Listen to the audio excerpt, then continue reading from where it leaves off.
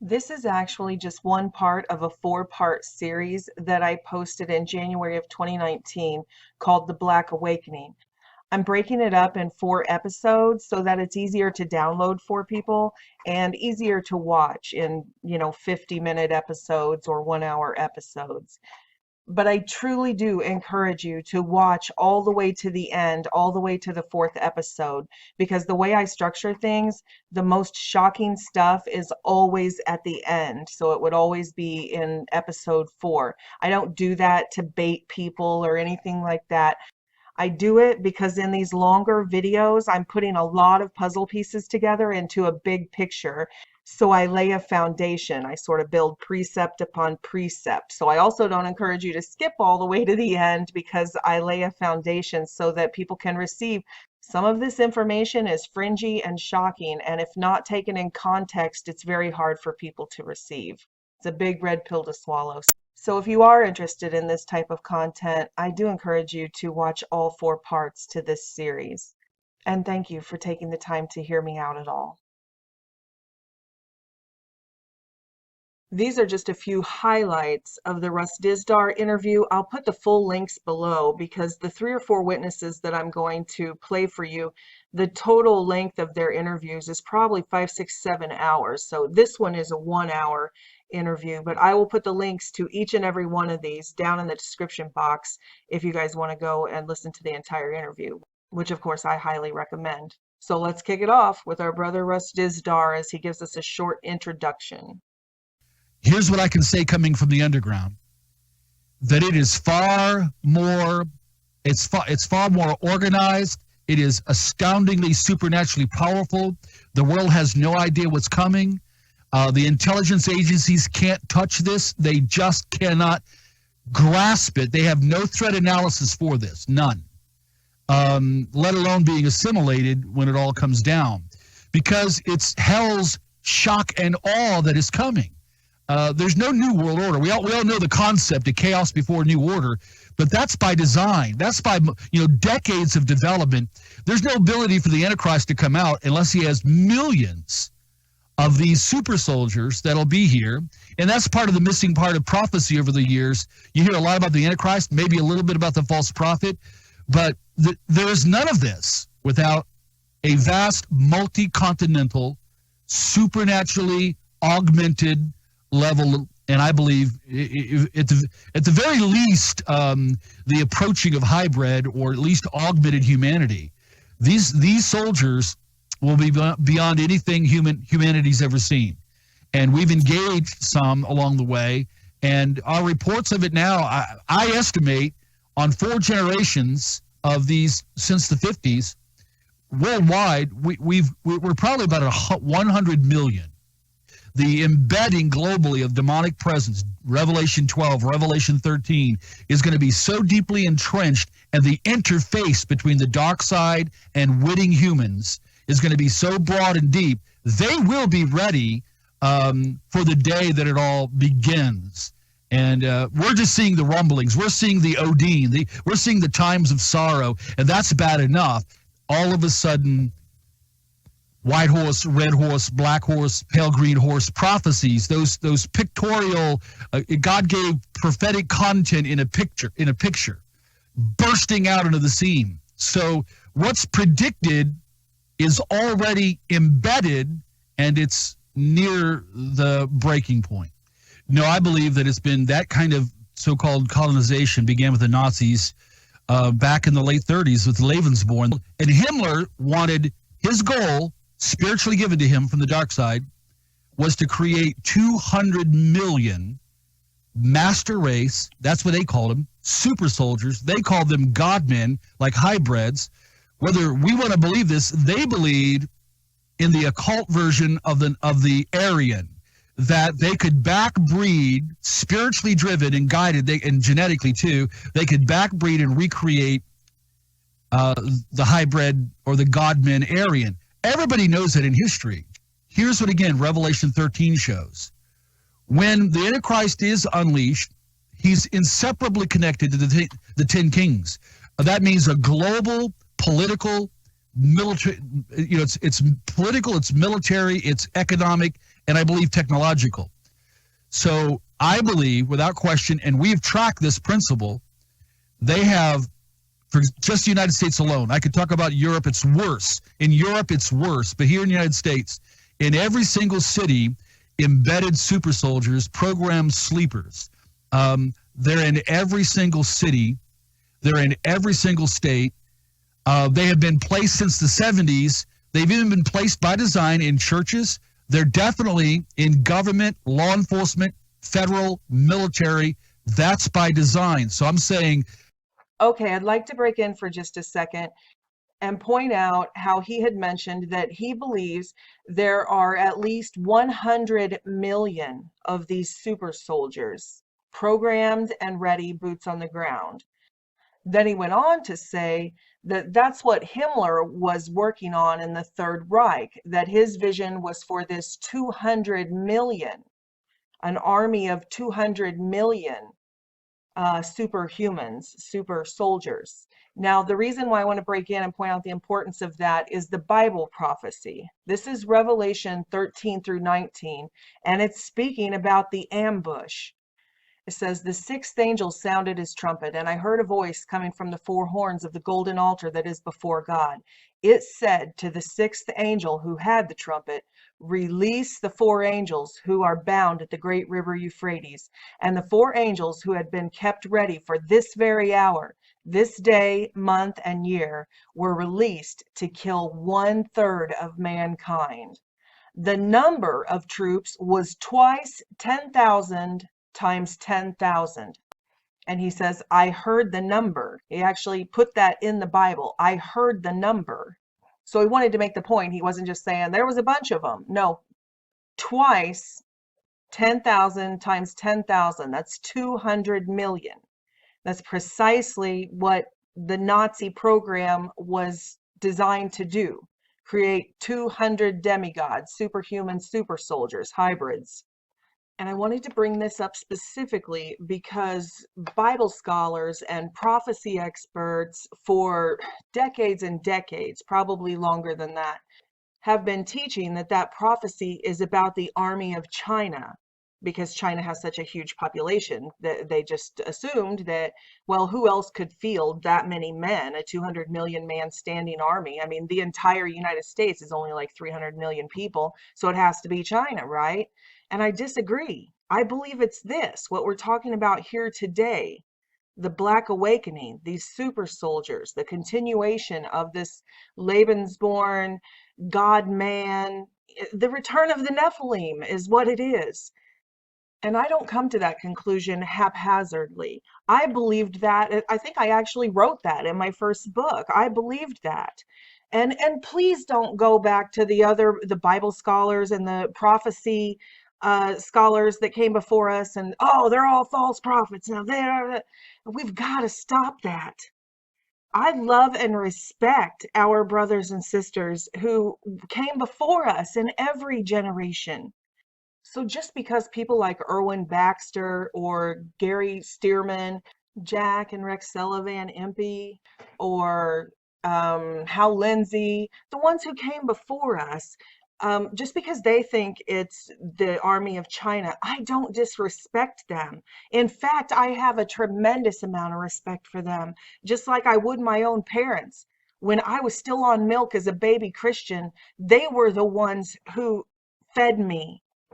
So I would never, ever say that they're false prophets or anything because we disagree on this point. Quite the opposite.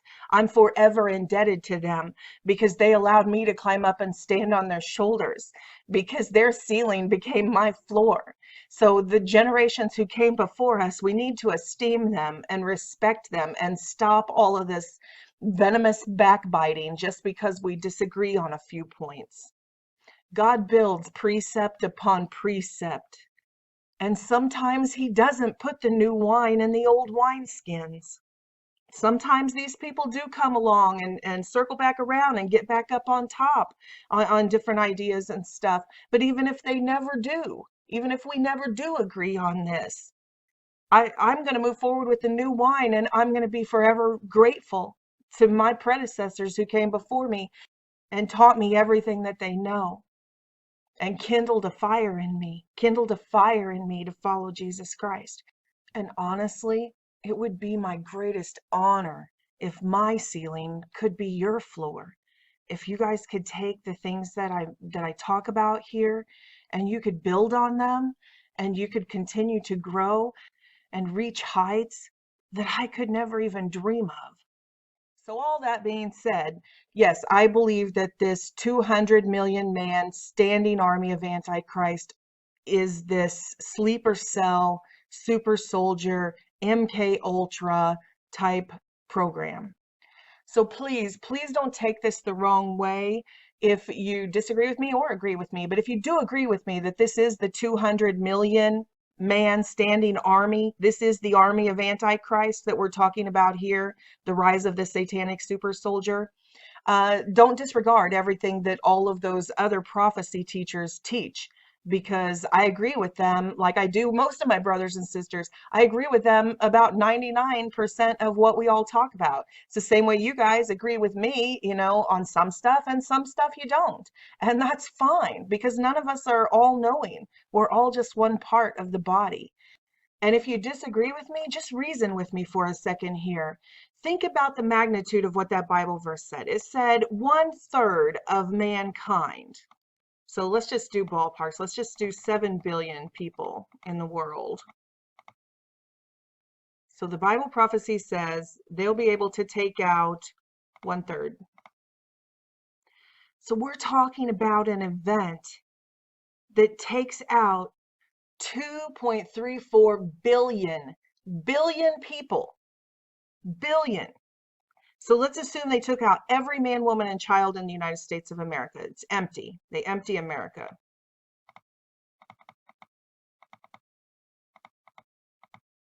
$300 million. So they still will have to take out 2 billion humans when all hell breaks loose on earth. That's what the Bible prophecy says. Now that doesn't sound like China's army. And I know we believe about the Russia and China invasion. I absolutely believe it. Not only have some of the great respect, Henry Gruber and some of the David Wilkerson, some very respected fathers in the faith seen it also, but I've seen it. God has shown it to me. So both of those. But that's not going to take out, if they both invade America, the United States of America, like I just said, I just erased the entire United States of America. They would still have to take out another 2 billion people. So let's be logical here. This is not a regional war. This isn't, this nation against that nation against this nation. That's not the way this reads. I don't think there's any way that verse is just talking about an army of Chinese soldiers. I think it's talking about an army of this kind of soldier. This kind. These types of soldiers.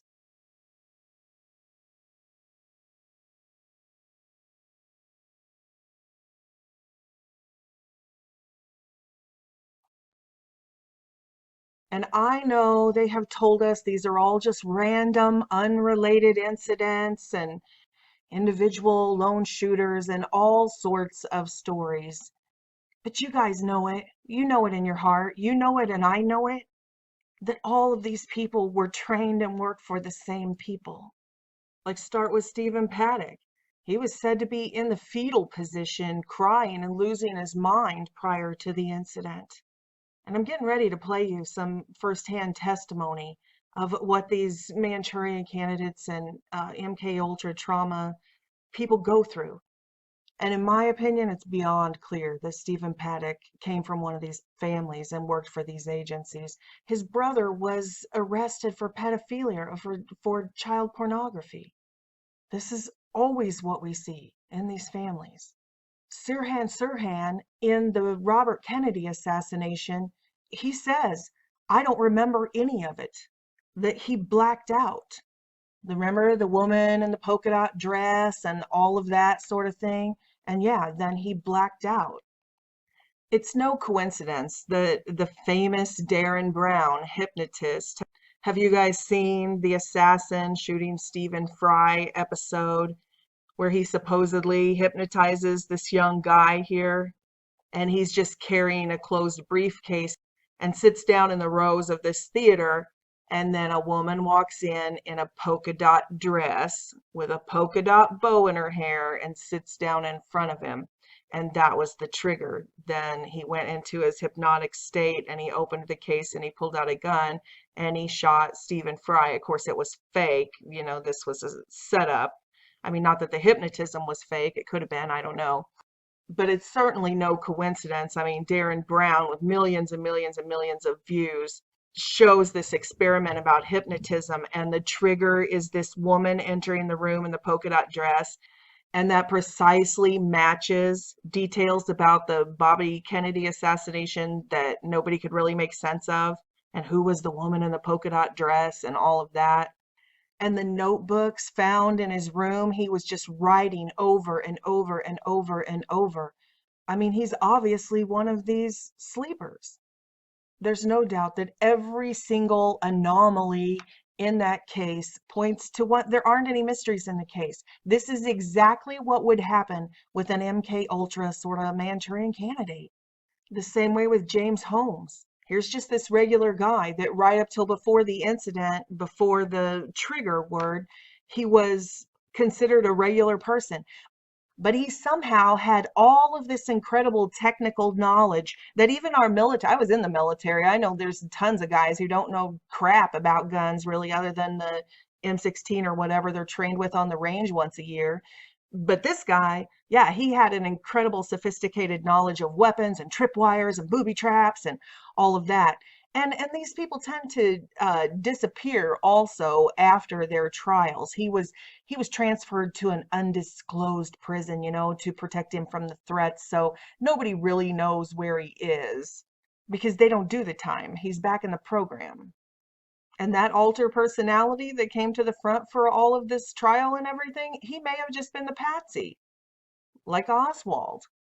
Because in all of these cases, whether it's Adam Lanza or James Holmes, we know the eyewitnesses say there are multiple shooters in every single instance, even Las Vegas. There are multiple shooters with Adam Lanza. There are multiple shooters with James Holmes in the theater. Eyewitnesses, they know what they saw. They've just convinced us, oh, it doesn't matter what you see with your own eyeballs. The official narrative, that's what you believe. But all of us know. We know. They won't let us talk about it. They might even take this video down. But we know that there's more people involved, and we know that these aren't isolated instances. They're just one mentally ill person over here and one mentally ill person over there. No, these are all beta tests and operations to bring about certain legislations, and it's social engineering. Not only is Adam Lanza's, or was Adam Lanza's father, connected to the LIBOR ring, but so was James Holmes' father.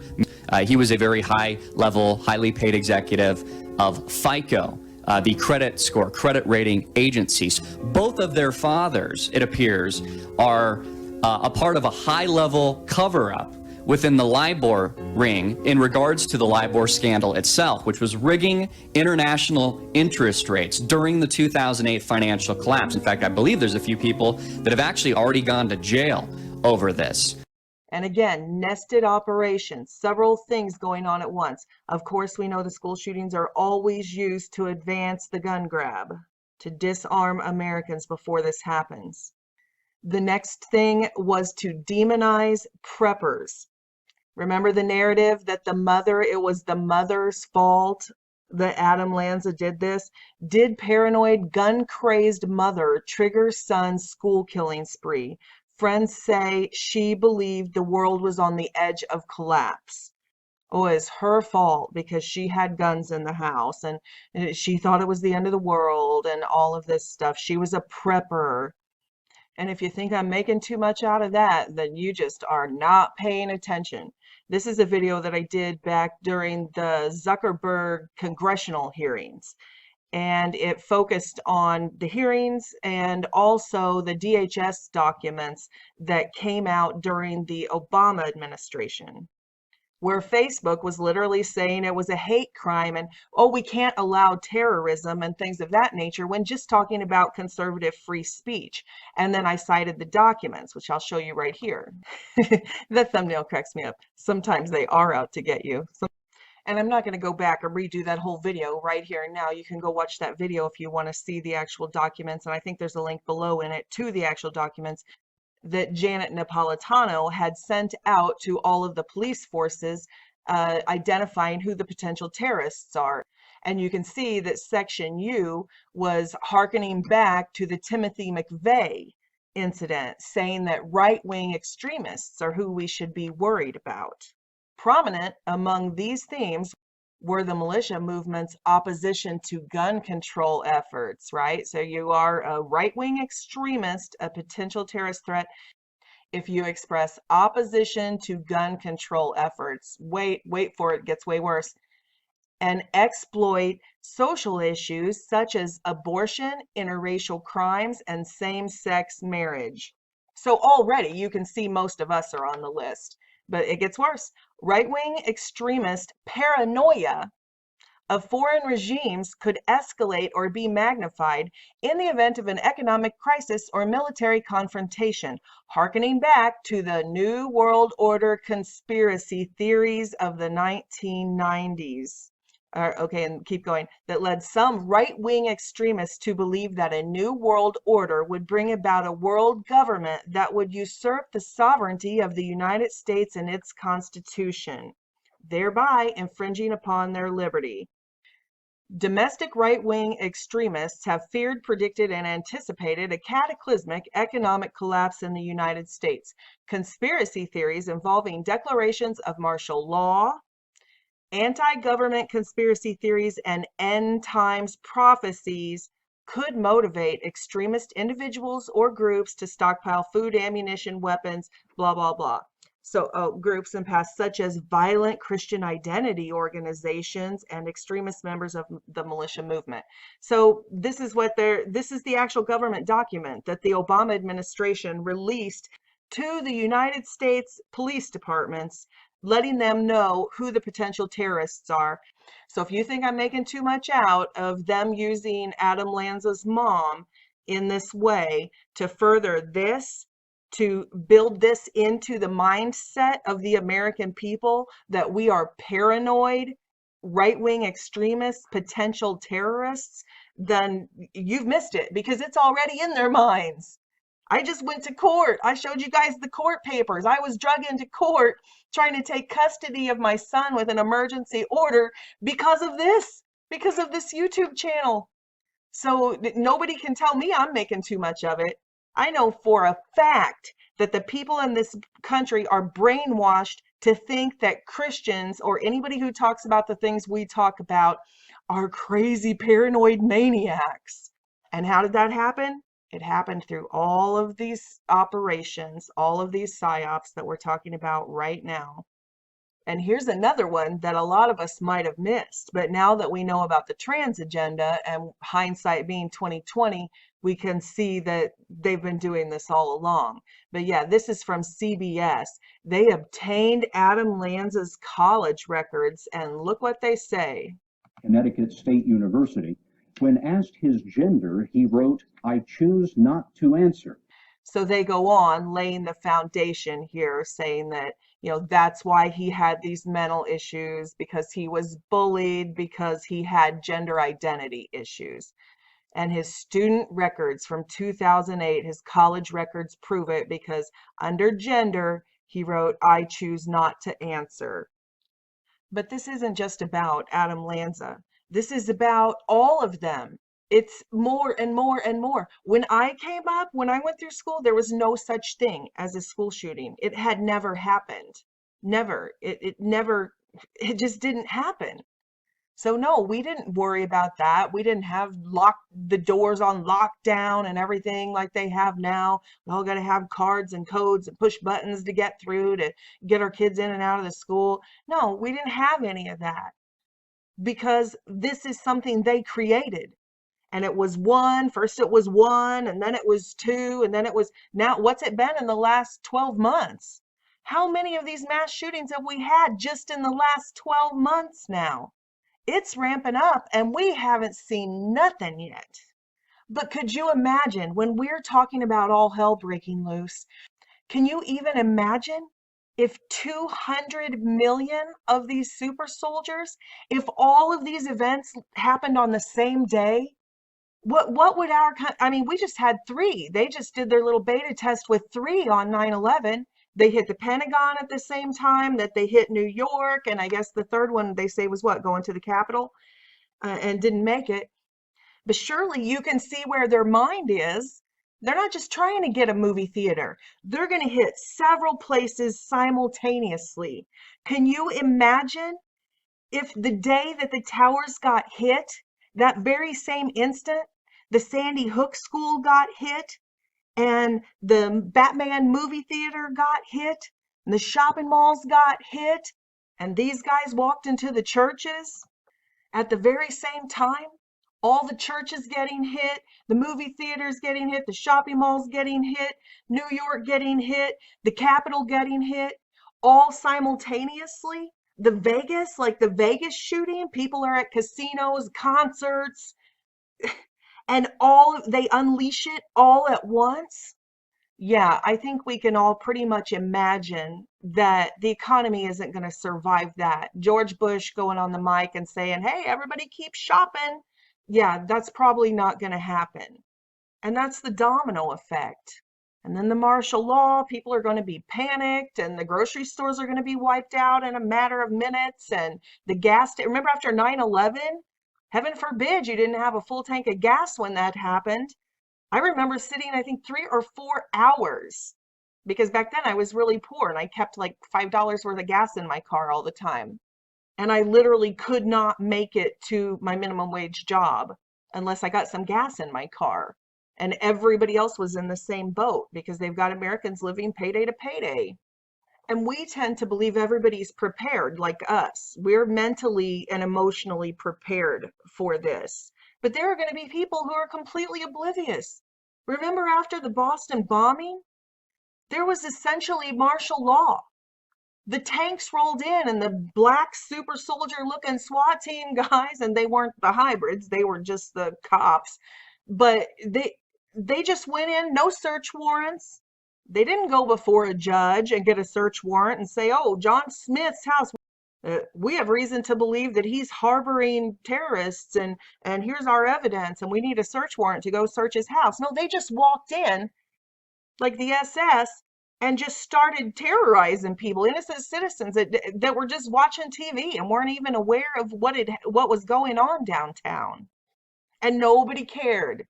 Not only did they not care, but they celebrated. They acted like their sports team just won the playoffs, while super soldier looking cops are breaking the law and just barging into people's homes. What the hell?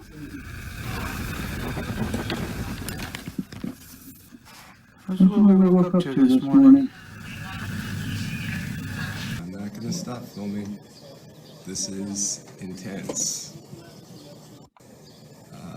Dude in turret with gun. I'm filming. I'm not gonna stop filming. But you guys have seen all of those clips where they drag people out and make them put their hands in the air and put their hands behind their back and twisting around elderly Americans and stuff who had absolutely nothing to do with this.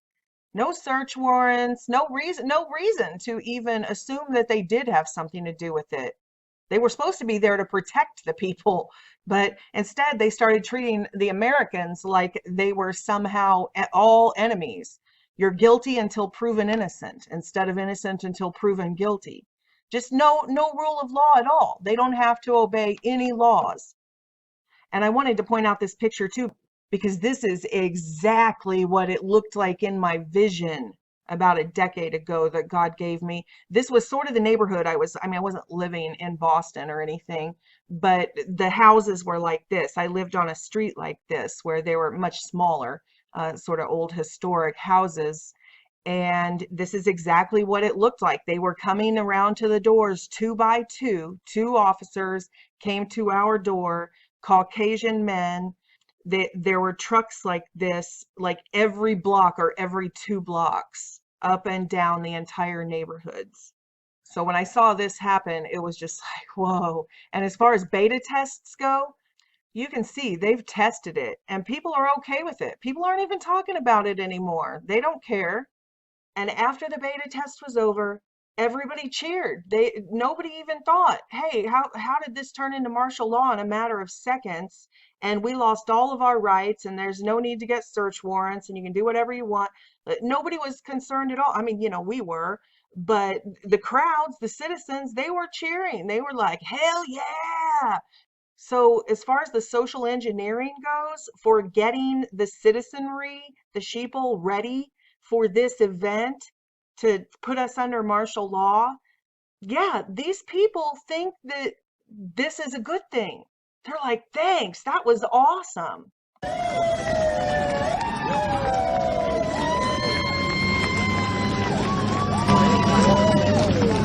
And that's a clip of just something really small. They just weren't like cheering the fact that there were turret guns pointing at all of their homes in a matter of minutes.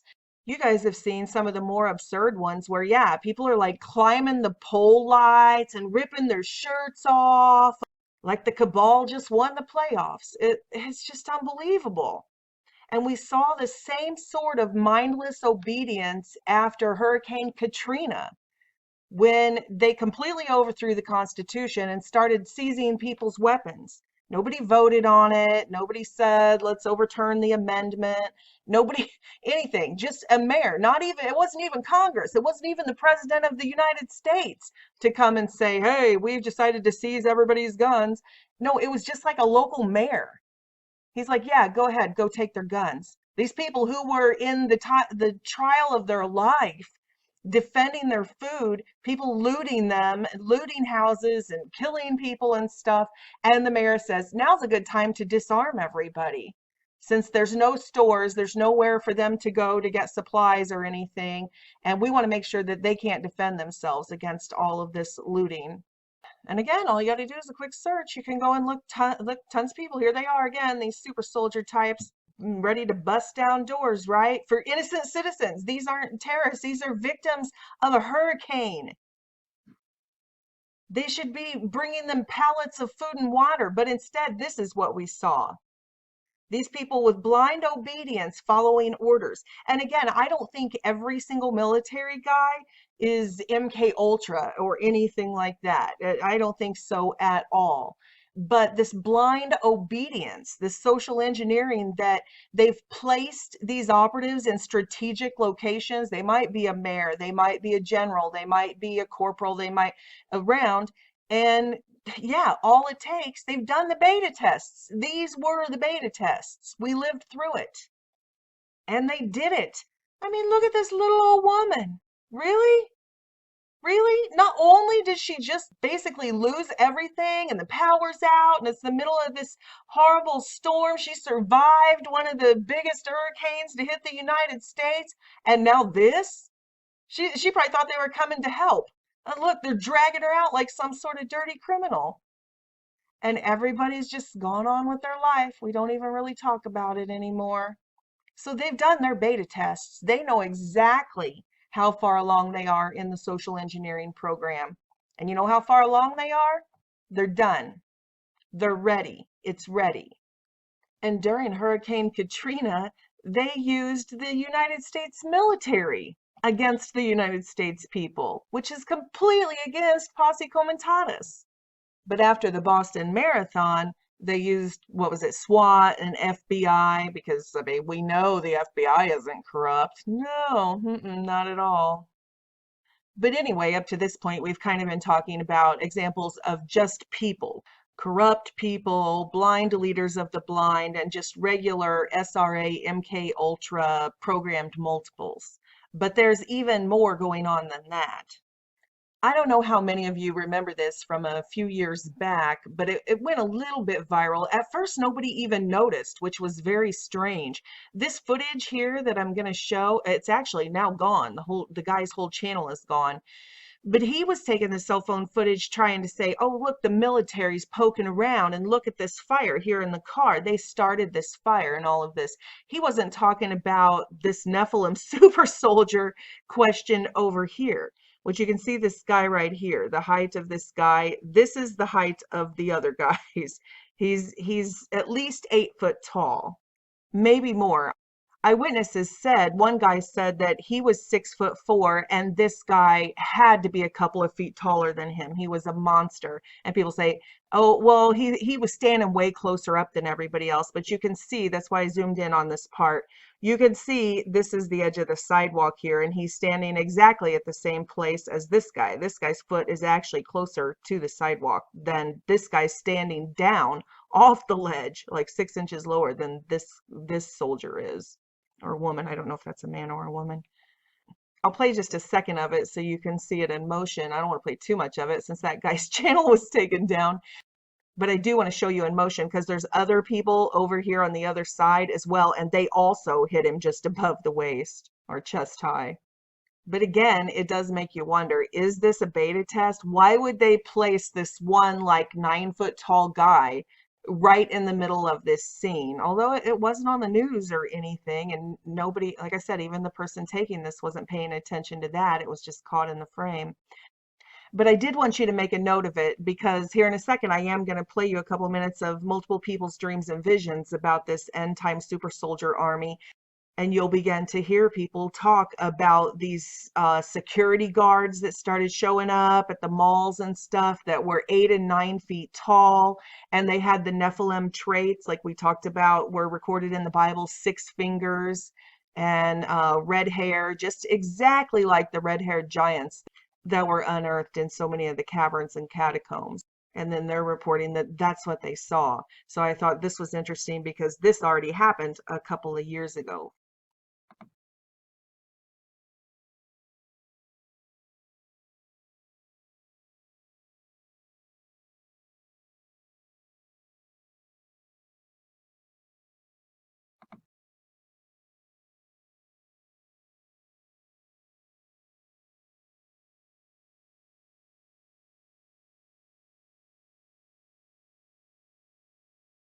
And of course, this is the scene afterwards. You guys probably remember the whole thing burned down. I just wanted to make a note of this before we move on. The connection between this mystery fire and the presence of this possible Nephilim or giant super soldier type guy.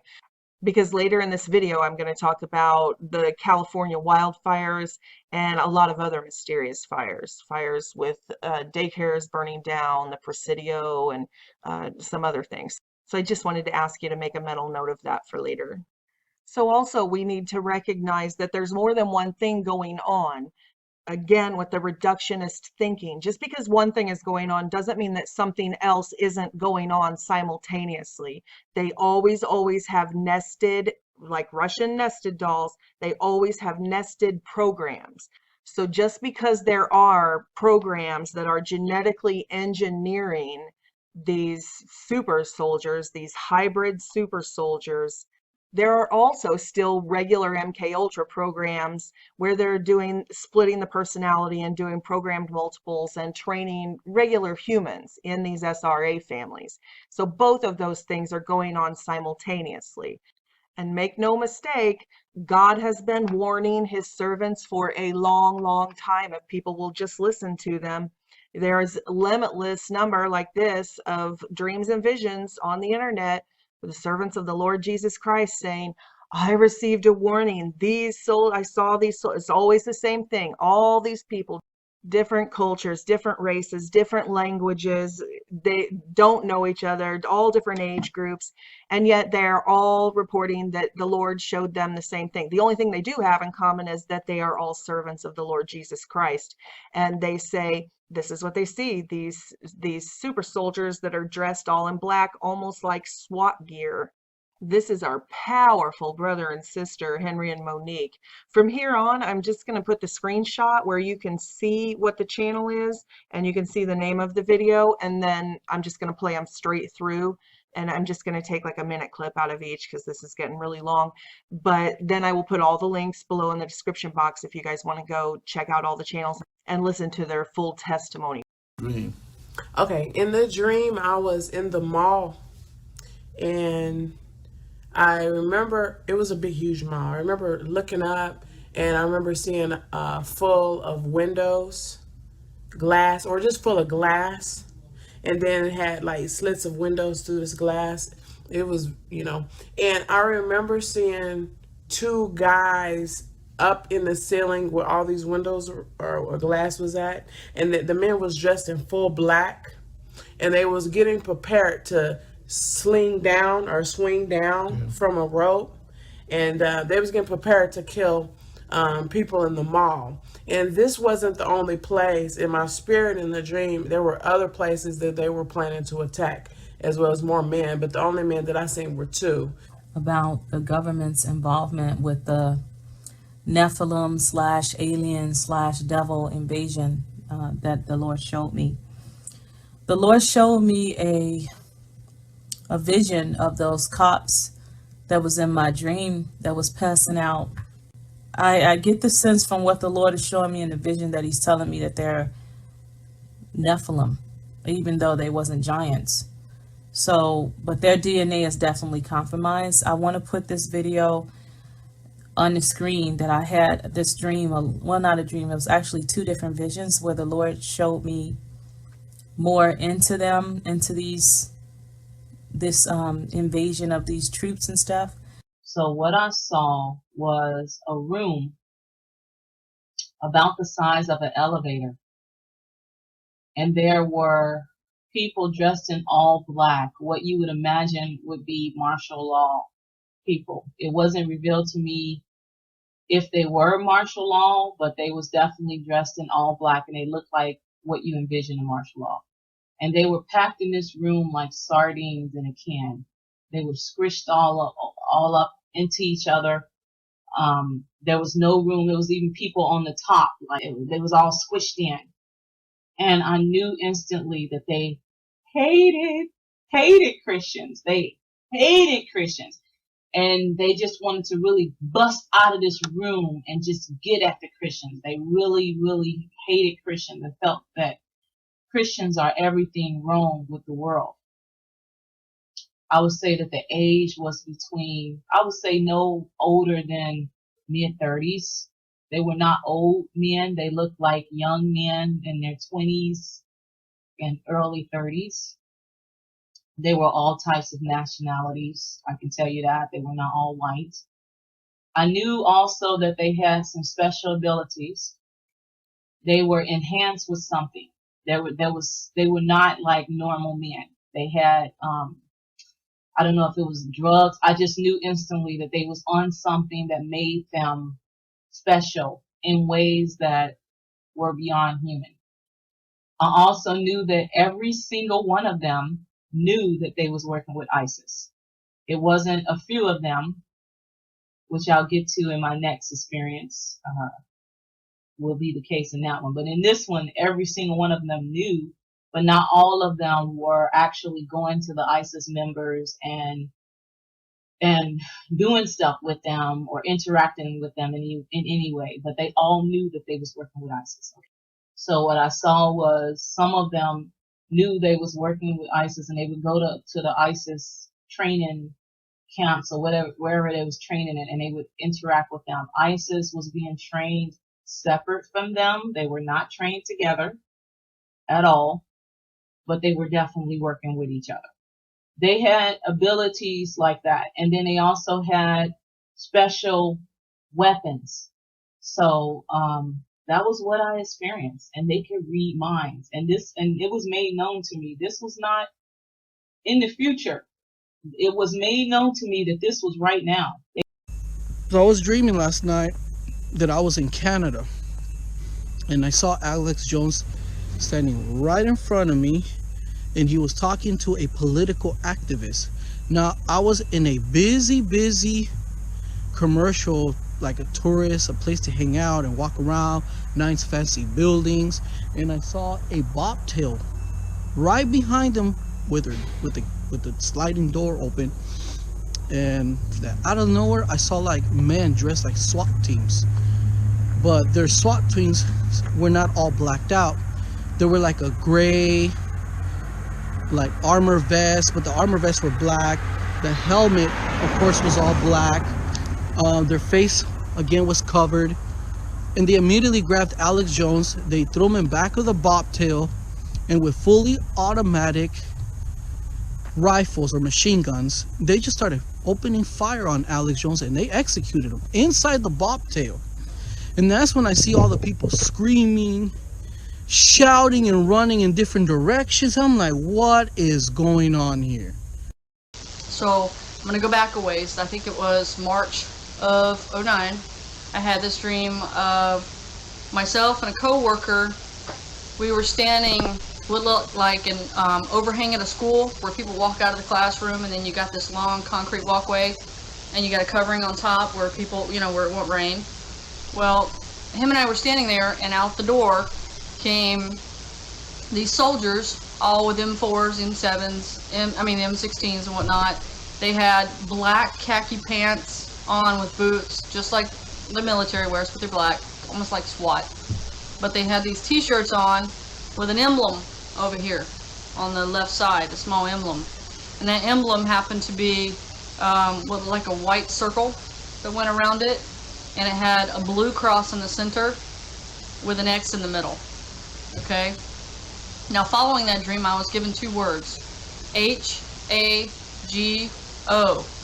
Okay? A lot of these Spanish speakers out there think Hago, you know, no, that's not what I'm talking about. Alright? I'm talking about H, period, A, period. It stands for something, right? And then after that, I had a dream about, well, the dream changed. It went to the word axis, A-X-I-S, axis. And when it was looked up, my roommate, she looked it up, and as it turns out, Hago means dark man with many masks. Okay? Many masks. Axis, as you know from World War II, axis of evil or whatnot, but axis, in my dream, the word itself stands for uniting nations, 10 or more nations together for a common goal. Okay, this last one I'm going to read because it's just one of those videos that's typed on the screen, set to music. So I know a lot of you say that you listen while you're at work and things like that. So I'm just going to narrate. I'm just going to read it off their screen instead of playing this video. I'm not going to read the whole thing. I'm just going to jump to the important parts real quick here. I dreamed I was at the mall alone. I was only running in to get something really fast. I suddenly sensed something wasn't right. Something was telling me to leave fast. Then I saw an exit. It was guarded by security officers. Then automatic doors started closing. I ran to get through. I got through one set of doors, but there was another set. I was trapped in the atrium. A few other people were trapped too. Two guys started shooting at us. Their guns shot small missiles, like grenade launchers. I've heard that in lots of other mall attack visions. I hid behind a pillar for a second. The guy came running up behind the pillar and yelled at me, "Run!" We ran and were narrowly missed a few times. Somehow I got outside. There were people trapped out here too. It was very cold. There was black slushy snow on the ground. And then he talks about coming up to people outside and telling them about Jesus. And then he says, I walked toward the exit of the parking lot to a place where guards were gathered together. They were under something like an awning over some tables and benches. I went in there. I started to talk to one of the guards, trying to talk him into letting me out. The other guards were mocking me. There were some guards who were giants, like 13 feet tall. Two women I saw were at least 9 feet tall. Something was weird about their teeth. I was looking right up into their mouths when she was talking to another. She had red hair in a ponytail. They wanted to kill me, but the little guy told me to go back in with the other people. So that's pretty much the crux of it. But that's the one I had mentioned earlier, where he said he saw these security guard types, like we just saw with the one really tall one and then the other regular sized ones. And I've heard tons of other dreams and visions from the servants of the Lord over the years that I didn't take the time to look up for this video, but they're out there, where people had strange visions of the same types of thing, these red-haired giants. I remember one gal, She said hers was in a mall also, and the experience was she had left the food court and went into the restroom, and there were like 9 foot tall, red-haired women with 6 fingers in the restroom, and she felt like something was about to happen, and that they were incestuous, something about their family, and they were incestuous, and it didn't make sense to her. She was sharing it and said, does anybody have any advice? What could this possibly mean? And I think that's what it means. It's the same type of event that we're talking about right here, and it's this genetic engineering. It's the return of the Nephilim. And I know many of you have seen L.A. Marzulli's documentary about the Afghanistan giant, where our military encountered a remnant of these cave-dwelling, red-haired, 6-fingered giants in the caves of Afghanistan when they were looking for terrorist cells over there, and a battle ensued and all of that. I had clips of it on my channel, but L.A. Marzulli tried to take down my channel, so he gave me a copyright strike and everything. And I talked to him personally. I said, please, I'll take it down willingly. You don't have to. This is my life's work. I have 11 years of work on here, but he wouldn't budge a bit. And it's sad, because I believe if God gives you something to share, that there are people who can't afford to pay you for it. So I wish that he would put that up for free. But it's out there and you can buy it, and it is a really good documentary about the incident with the actual interviews with the soldiers who were involved and stuff. But Steve Quayle also has a book about it. L.A. Marzulli didn't corner the market on these testimonies. Lots of writers have interviewed these people. I think even Coast to Coast did an episode on it. Steve Quayle's book is called Long Walkers, Return of the Nephilim. And you can see here the cover. He had an artist actually do a sort of rendition of the incident where they had loaded the corpse of the giant onto a pallet to ship it off. And of all places, guess where they took the giant? To a base, to an air base in Germany. Yep, not to those conspiracy theory air bases in the United States. Nope, they shipped this, although these were U.S. soldiers, they loaded the corpse and they shipped it to an air base in Germany. There were also tons of dreams and visions that I couldn't include in here because they were too graphic, talking about how these super soldiers, all dressed in black, that they had no empathy, and different people describing what happened when the ambush happened and these soldiers went into the homes with babies and children, and they just seemed to have absolutely no conscience, no empathy, no humanity in them. Which brings to mind the speech that Vladimir Putin gave to a group of students where he was talking. I'll put the link below in the description box. I actually grabbed this from Jerry Davis's channel, so his link will be below, because he had the Putin clip, and he also had the clips of the UN ambassador talking about the super soldiers in Syria right now, not in theory, not we can do this. But you'll see the footage here in his own words 2 different times where he said right out loud and proud that they were sending genetically modified super soldiers into Syria as ISIS, dressed as ISIS and as Western troops, and that they were interfering in the country of Syria. And the clips will also be included where you can see these quote unquote ISIS soldiers, or these genetically modified super soldiers that are, I mean, they're like 7 feet tall at least. It's exactly what we saw in the earlier clip that I played here in the United States, only these are dressed as ISIS, which I think is an excellent confirmation for the visions that our sister has been having for the last many years. The channel of Change is Coming, that I played just a second ago, and she said that that's what she was shown, these genetically modified soldiers, both as ISIS and with our CIA, and that they were basically the same thing. They were 2 different arms that were created by the same entity, and they both contained these genetically modified soldiers. And then here's the evidence of it playing out in the news for everybody to see. It's just crazy times we live in. But anyway, that's what Vladimir Putin was saying exactly. He was talking about that they could create brilliant musicians or artists or mathematicians or soldiers. and he says that they could create soldiers, he literally says, that have no empathy, that can withstand extreme pain and all of these types of things. And then that's what we see, not just from the dreams and visions, but these soldiers. I won't play that part of this video, but it is in the link below.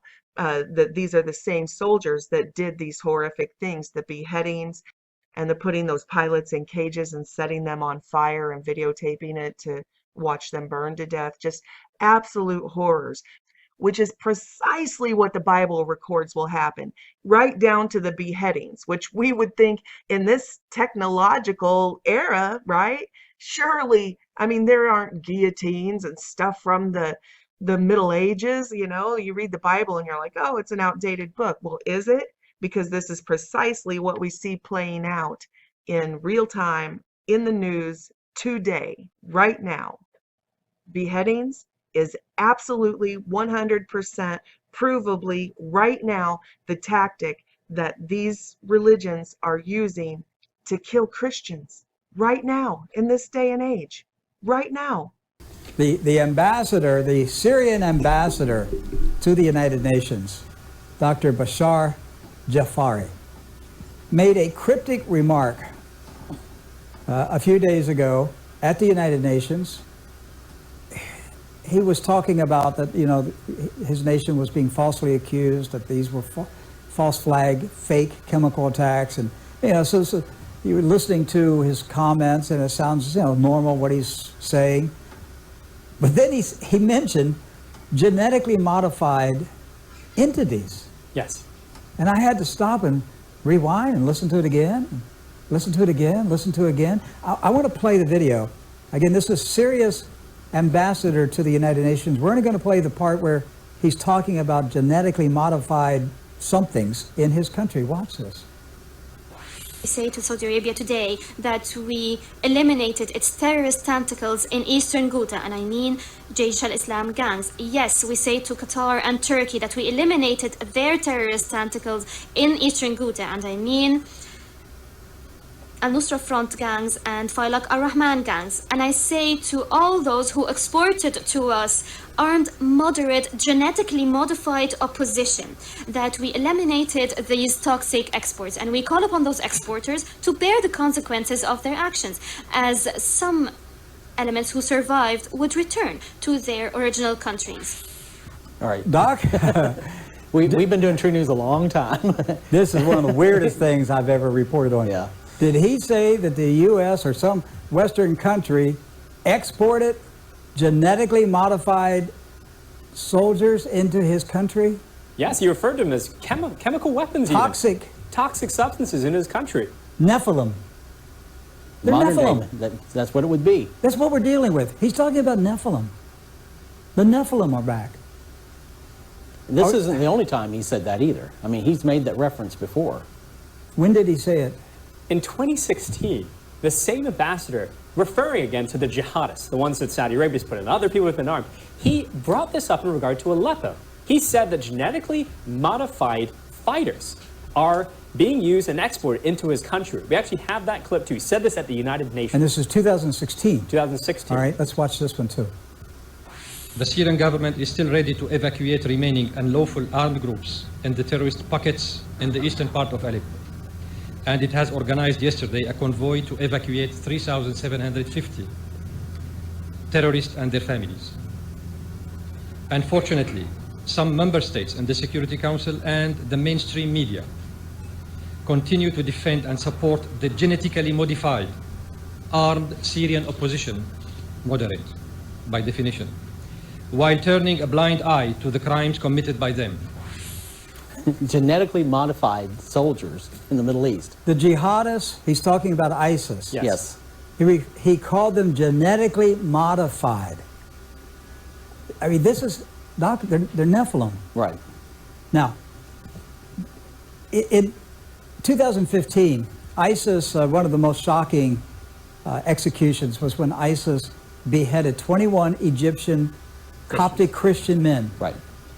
And I remember a lot of people talking about how tall these men were. Right. Because people were saying, hey, those aren't Arabs, they're too tall. They look like American basketball players. we've got a video. I want to go ahead, we'll show it, and we'll just keep talking. But this is what they were referring to, that these men looked abnormally tall for being Arab soldiers. Right. Clearly taller than their captains. You look at the head. The head doesn't even come up to the shoulders of some of these soldiers. I mean, you're talking about 7.5 foot tall terrorists here in this video. So now we're talking, think about this, was the ISIS invasion, which came from, I mean, it just appeared, ISIS, it just appeared. Right. Nobody had ever heard of ISIS. And they're going through Syrian and Iraqi towns, cutting off people's heads and slaughtering people. Did America produce these creatures in laboratories? Did we grow these things and then turn them loose on the Christians in the Middle East? For dear God, how wicked and evil are we? And for the Syrian ambassador to come out publicly and say something like that, saying these are genetically modified entities, soldiers, terrorists, operating in this region. I mean, I was shocked to hear that today. This is the first time I had heard anything about this. Well, you know, months ago, President Putin talked. He told students in Russia that nations were developing super soldiers that would have no fear, would be able to go through all kinds of pain. So this is not concept. It's not even outlandish. No, no. World leaders are openly talking about it, folks. We've entered the twilight zone. We've entered the last days. Jesus Christ is coming. You got to get ready, church. You got to get ready. Jesus Christ is coming. Okay, let's jump back to the Afghan giant that the American soldiers came upon in that cave system coming from the underworld. This appears to be an actual remnant of these Nephilim races that live in this underground cavern system that people have recorded throughout all eras of history. From the Native Americans, the Paiute princess said that they used to stack wood in the mouths of these caves and set them on fire to asphyxiate the remnant tribes of Nephilim giants that were cannibals. And they described them also as red-haired giants. And the same way with the miners in California, the gold miners, when they started digging, they started discovering these mummified remains of these 9-foot-tall red-haired giants.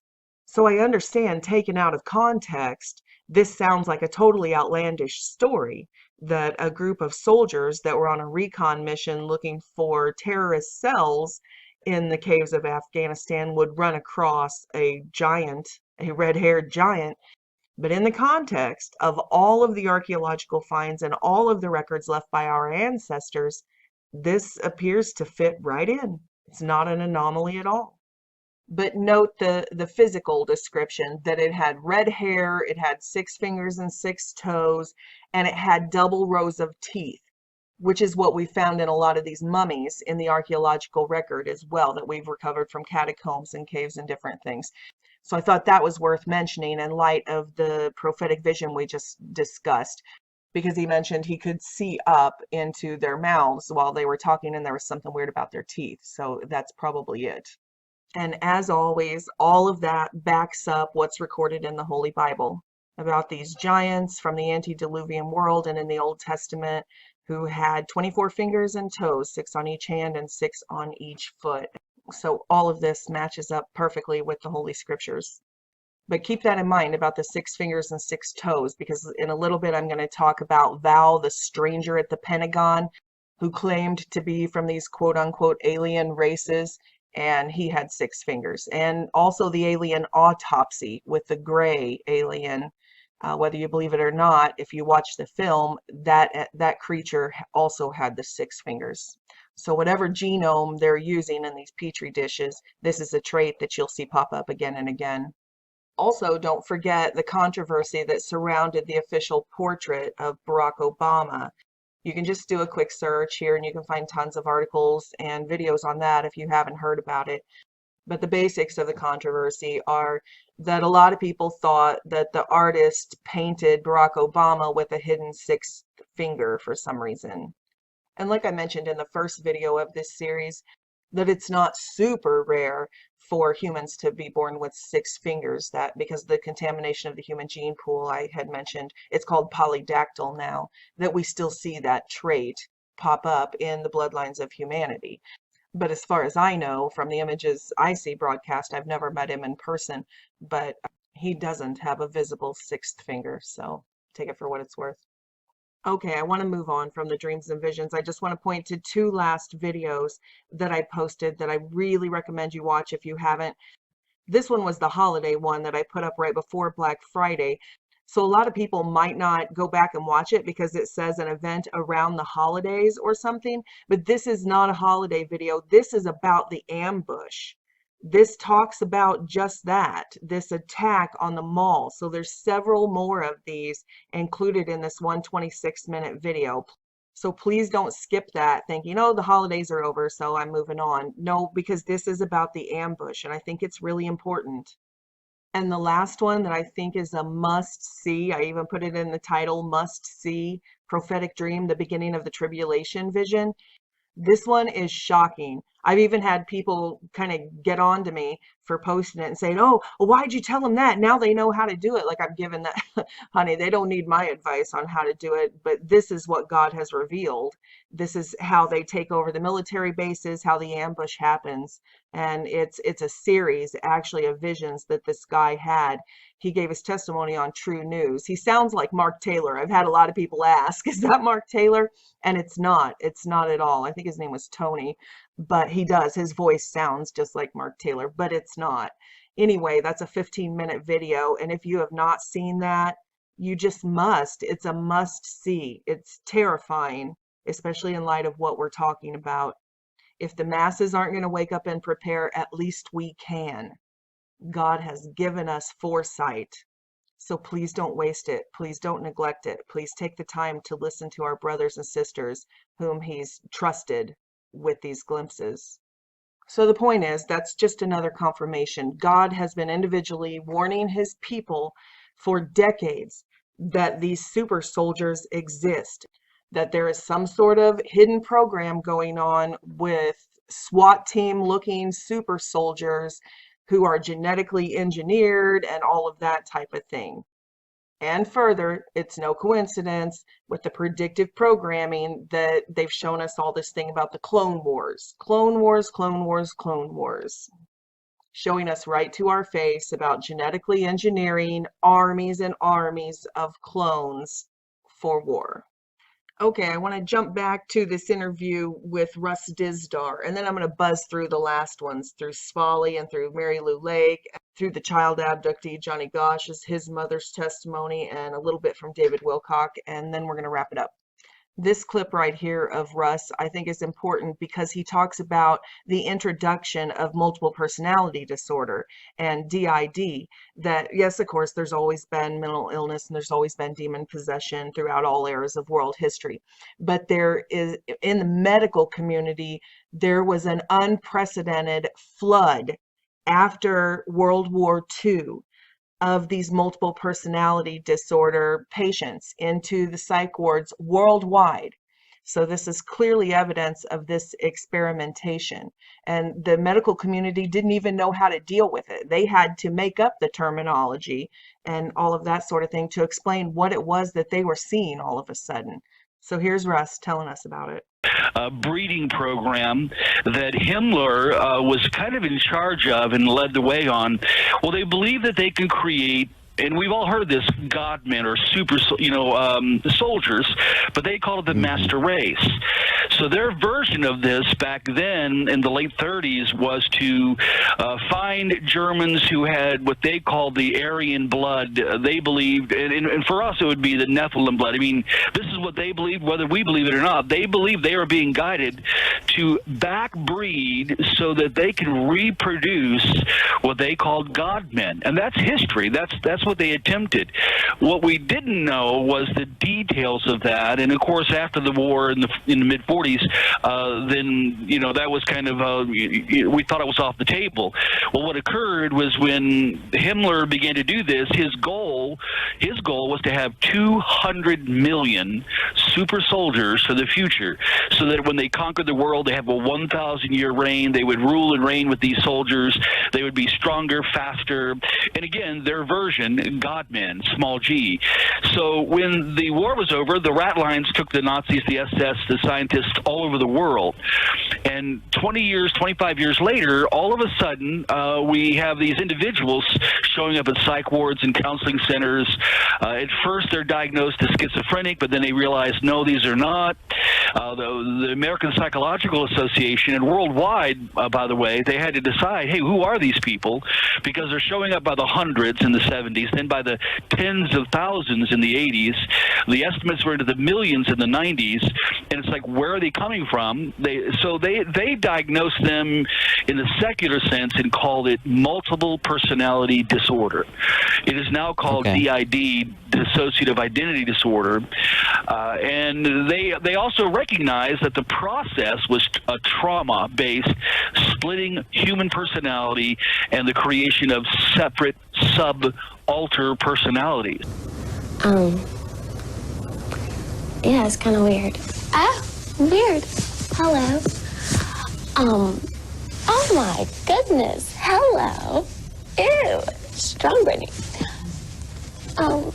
Yeah, it was weird.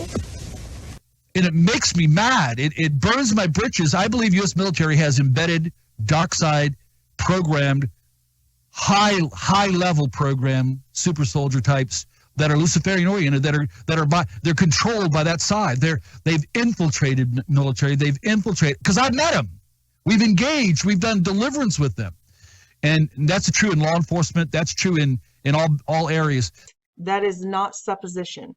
High-ranking officials in the military are Satanists, open Satanists, like Lieutenant Colonel Michael Aquino. He has to be the most infamous.